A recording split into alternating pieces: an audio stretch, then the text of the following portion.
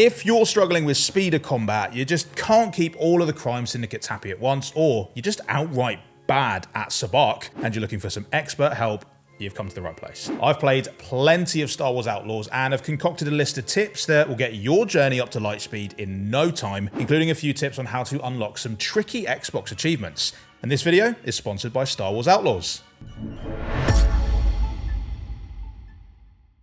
So the very first thing that I'd recommend you do, and this is before you even launch the game, is to swap your control scheme to alternate for a much more pleasant experience and one that's perhaps more common in other games. The reason being is that it's going to swap your interact and melee buttons, meaning that now you'll interact with X and melee with a right stick controller click. It's just a much more common control scheme that more players are used to, and it kind of helps avoid those accidental melees mid-gunfight, which honestly I experience it all the time. It is worth remembering though that this will change your control scheme for the entire experience, so that's across the speeder bike as well as the Trailblazer ship. But again, I think these are actually positive changes because you're going to be swapping boost on the Trailblazer to right stick click, and same for the speeder, and then whilst you're in the Trailblazer, scan will now be X as well, which, I don't know, in my head that just makes way more sense. And try it out for yourself, see what you think, but give it a go.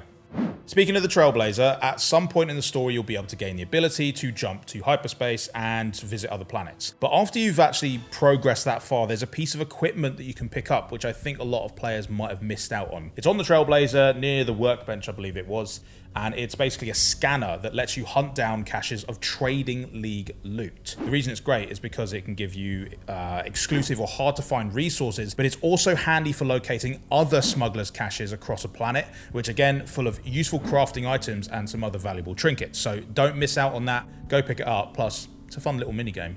One more Trailblazer tip that's pretty handy is actually the fact that you don't always need even to use it to get to other planets. Because if you've played a little bit of ways into the story, you might not have realized this, but you can actually jump to other planets without even needing to get into your ship. So long as you've actually found a fast travel location on that target destination, you can just go into your map and then click fast travel straight away. You don't have to get into the Trailblazer, you don't need to jump to light speed, you don't have to do any of the landing. You can just quite literally do a very quick loading screen and get to where you want to go. Super useful if you've got a bunch of side activities, you're chasing down some clues, or you're just jumping between your different main quests.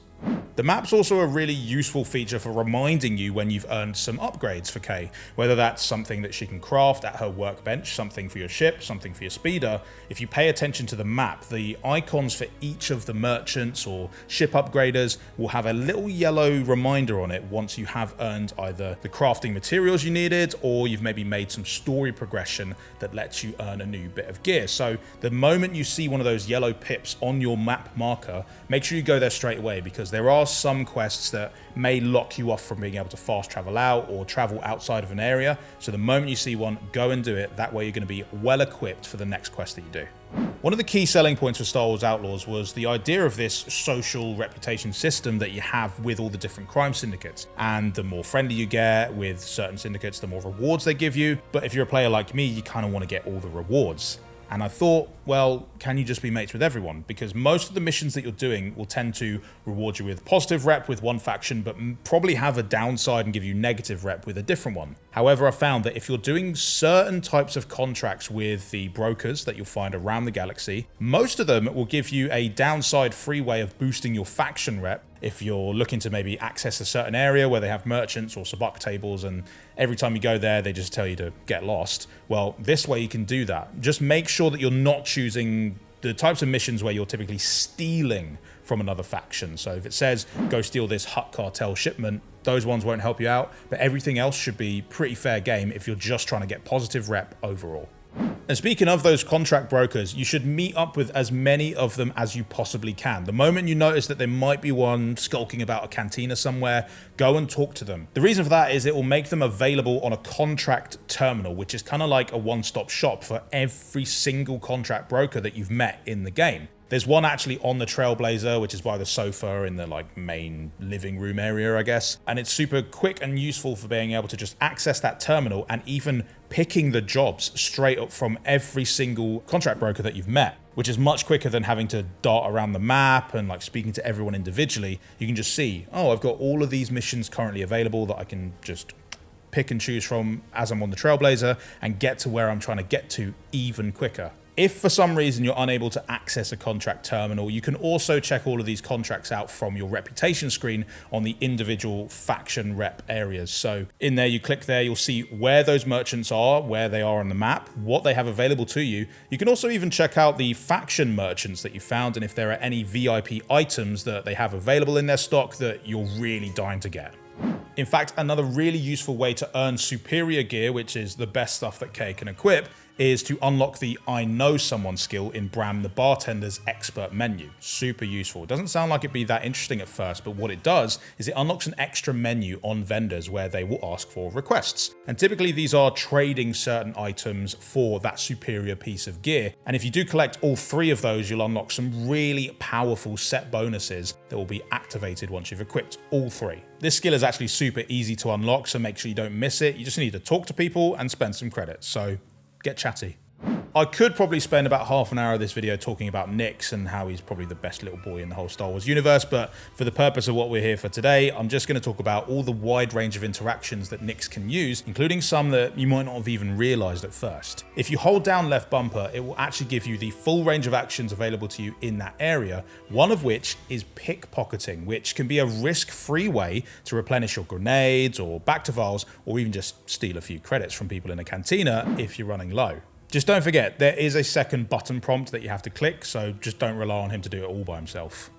And you may have also realized that you can pet animals in Star Wars Outlaws, but don't forget about NYX. If you're trying to pet the best little boy, make sure you stand near him, hold that left bumper, and the prompt should appear. Now, it's not just all cute, because it's also one way of increasing your progress towards the treasure hunter skill under Selo Rovak's expert tree, which is really useful because it allows NYX to provide some extra audio-visual cues when there are nearby containers or things that he can interact with, and it even highlights them when you're holding up on the D-pad to ping NYX's echolocation ability.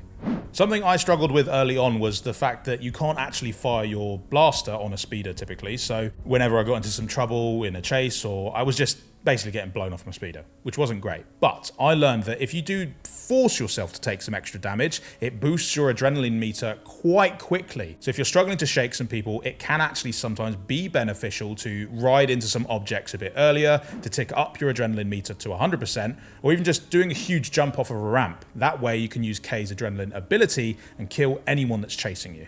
Here I've got some tips now for some of my favorite activities, gambling, and one of which is actually to do with Farthia racing, because while it seems fun, you should never bet on the Farthia racing unless you know that the race is fixed, because the outcome is just so unlikely for you to actually win any credits that you're just burning them. So make sure you're looking out for data pads or listening in on conversations to give you clues as to where to find the information you need to make sure every bet pays out.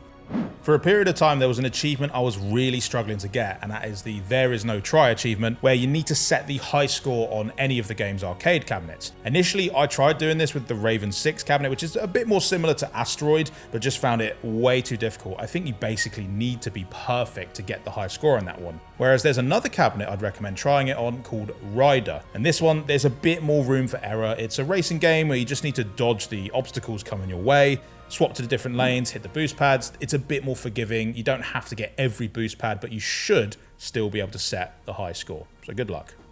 Now for the juicy bit of the video, we're going to talk Sabacc, which honestly, I could just play that for hours and I'd be perfectly happy with this game. So it's kind of nice that we got a Sabacc game with a scoundrel adventure on the side too. Here's what you need to do though if you're really struggling with Sabacc. First off, stay calm. Don't worry, it's going to be okay. Secondly, make sure that you're not actually using your shift tokens if you have a strong hand. Because aside from maybe needing to close out a game, if you've got the strong hand, you definitely don't need to use any shift tokens that would like refund your pot, because you're just going to win it back anyway. So save those types of tokens for when you have a weak hand so that you can stay in the game for a bit longer. But like I said, if you do have a strong hand, it could actually be the perfect time to use shift tokens that are a bit more aggressive, ones that force your opponents to stand or tax their pot even more to maximize the amount of opponents that you'd eliminate from the game on that round. With that sort of game closing strategy out of the way, let's talk about what happens on the deal. Let's say your hand is looking particularly weak. You've got a 3 and a 6, for example. In those kind of instances,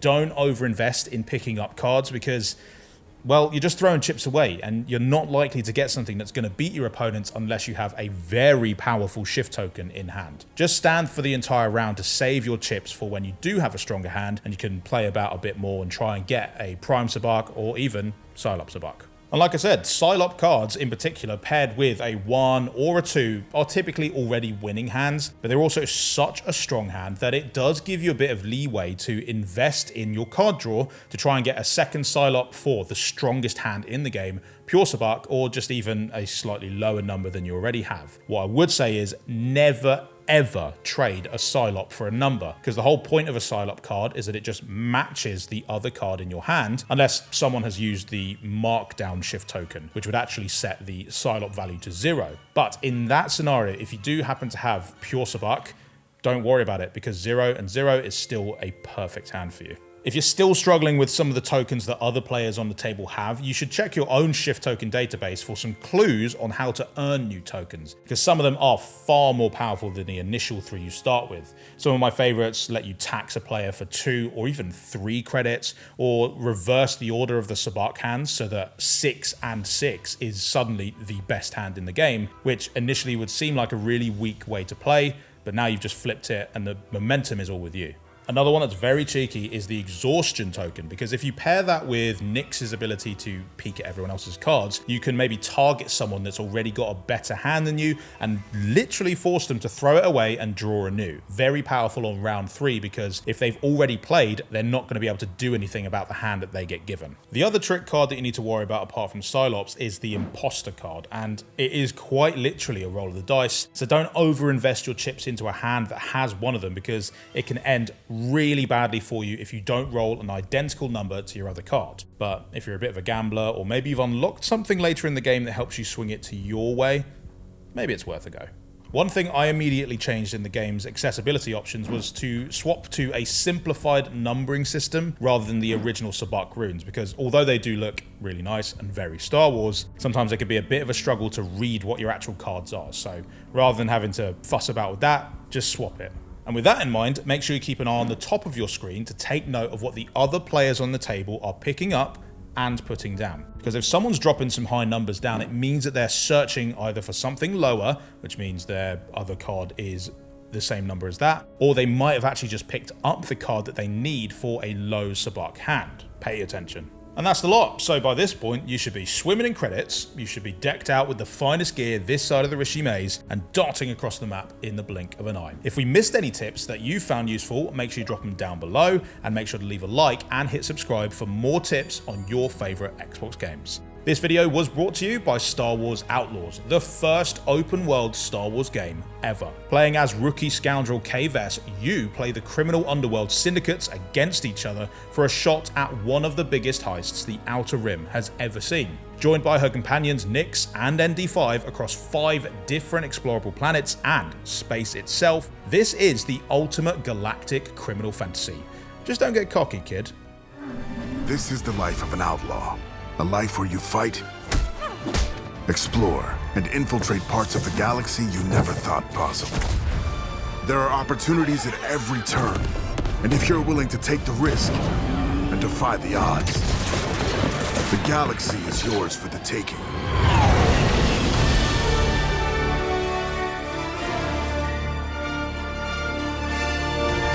Thanks for watching, and we'll see you next time. Bye!